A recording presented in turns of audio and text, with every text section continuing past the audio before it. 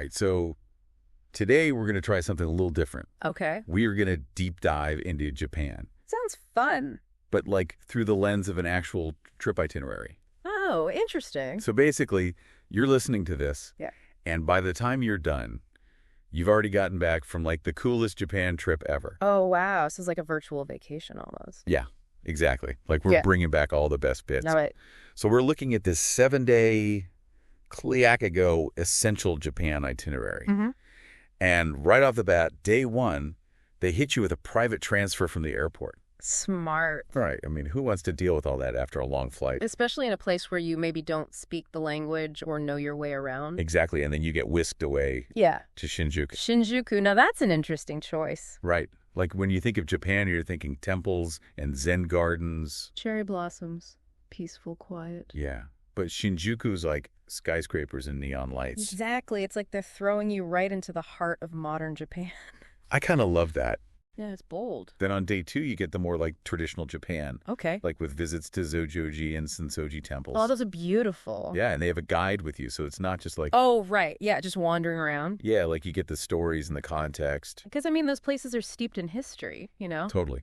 Oh, and this is where I'd nerd out. Oh, where are we going? Day two also has a stop in Akihabara, Akihabara. the electronics and anime and manga district. Okay, I'm not like a huge anime person, but even I know Akihabara. Right. It's like iconic. It is. Good. Day three, things get really zen. All right, I'm intrigued. It's Mount Fuji time. Mount Fuji. Oh my gosh. Yeah, they take you to like the best spots for views. Yeah. Arakurayama Sengen Park, a boat ride on Lake Kawakuchiko. That like is so picturesque with Mount Fuji in the background. Iconic, and then after all that, you get to relax in a ryokan. Now, Ryokan, for our listeners who haven't experienced this, is like, It's the quintessential Japanese inn. yeah, tatami mats, sliding doors, beautiful gardens. And the onsen. Ah, the onsen, the hot springs. Like, I cannot wait to try that someday. It's so relaxing. It's like a whole ritual.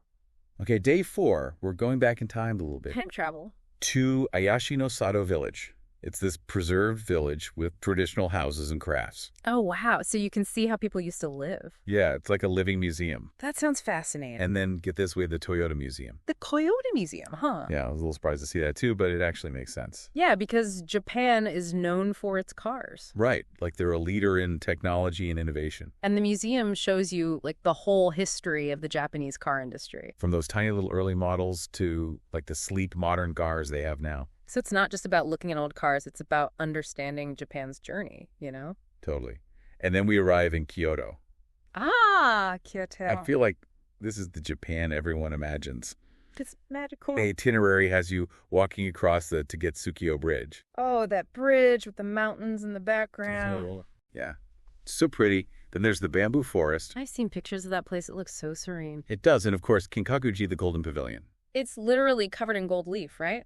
Yeah, it's stunning. And to wrap up day 5, What could top all that? we're going to Geisha. Geisha, the geisha district. It's almost mythical. It's like a hidden world. And you might catch a glimpse of a geisha, but even just walking those streets with the lanterns and the traditional buildings, it's an experience. I've heard it's like stepping back in time. And geishas are so much more than just beautiful women in kimonos. Right, they're artists. They dedicate their lives to mastering dance music poetry.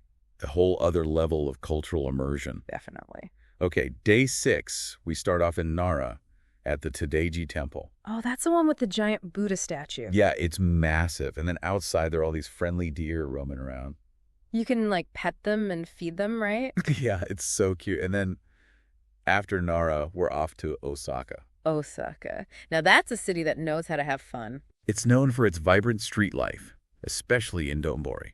Donbori's crazy. It's like Times Square, but with Japanese food. There are like giant food sculptures, and the smells are incredible. It's a foodie's paradise. And then, sadly, it's day 7, the last day. Ah. But they give you a leisurely morning to like relax or do some last-minute shopping. Nice. And then, of course, you have that private transfer back to the airport. So smooth. And before we forget, we have to talk about the Kyakugo exclusive services. Right, because this is more than just a regular tour. Yeah, they have this thing called the Sophia Agent, which is like an AI travel companion. Oh, cool. It can do like instant translations, give you local tips, even send you safety alerts. That's so handy, especially if you're not familiar with Japan. And they have GPS tracking and geofencing for extra peace of mind.